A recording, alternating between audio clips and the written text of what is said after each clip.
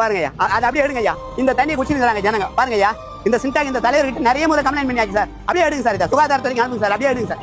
அப்படியே சுகாதாரத்துறை தயவு செய்து நீங்க இதை பண்ணீங்கன்னு வச்சுக்க, நம்ம தான் அடுத்து கேபினெட் நம்ம தான். இதில் மாற்றமே இல்லை. 5 வருஷமா இருக்க முன்னேற்றம் இதை வந்து பார்த்ததே இல்லை எம்எல்ஏ. இது இந்த தலைவர் என்ன எத்தனை முறை போய் சொன்னா தலைவர் கண்டிக்கிறதே கிடையாது. இந்த தலைவரை அவன் வசதிக்கு வந்து எல்லாத்தையும் கோடிங்க சம்பாதிச்சான். இதை குடிக்கிறாங்க ஜனங்க. என்ன நோய் வரும் பாருங்க. எல்லா குழந்தைங்கள்லாம் இன்னைக்கு ஹாஸ்பிட்டல் நிறைய அட்மிட் ஆகிடுதுனால இதனால குழந்தைங்கள்லாம் நல்லா பாதிக்குது. ஒண்ணுமே கிடையாது. பாருங்க என்ன இருக்குது பாருங்க. எந்த கேண்டிடேட் வந்தாலும் ரெண்டு கட்சியும் அது மாதிரி தான் பண்றாங்க.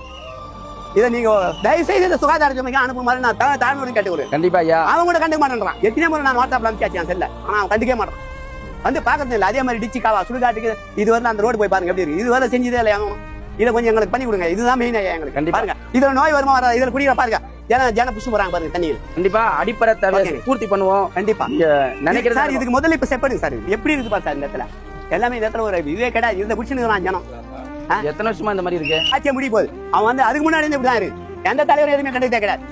எம்எல்ஏ அவர்கிட்ட கேட்கலையா? எத்தனை முறை சொல்லியாச்சு. அவன் காதலே வாங்குறதே கிடையாது. நான் கண்டிப்பா பண்ணி தரேன். கண்டிப்பா முத வேலையா இதுவா இருக்கும். குடிநீர் பிரச்சனை கண்டிப்பா சரி செய்வோம்.